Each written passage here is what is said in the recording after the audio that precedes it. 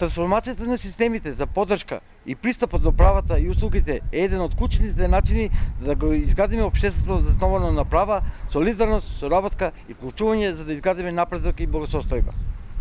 Од тука сакам да нагласам дека за прв пат во нашата држава, после долги години, се потенцира независноста на лицата со попреченост и нашето право на донесување одлука.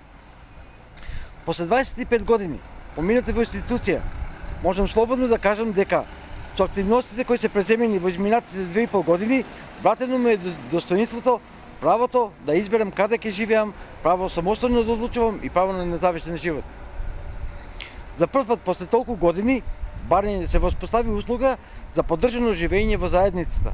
Се отворија мали групни домови, се воведеа голем број индивидуализирани услуги, како лична асистенција и помошта во домот, кои се со сигурност овозможуваат ние лицата со попреченост да бидеме активни граѓани кои придонесуваат во развојот на сопствената заедница.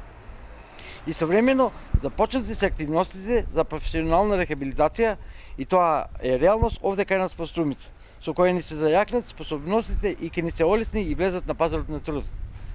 Се надеваме дека ова успешно започната приказна продолжува и дека во иднина со уште поголем мотив и со наша вклученост ќе ги продолжиме активностите кои кон исполнување на обврските преземени со ратификацијата на Конвенцијата на правата на лицата со попреченост.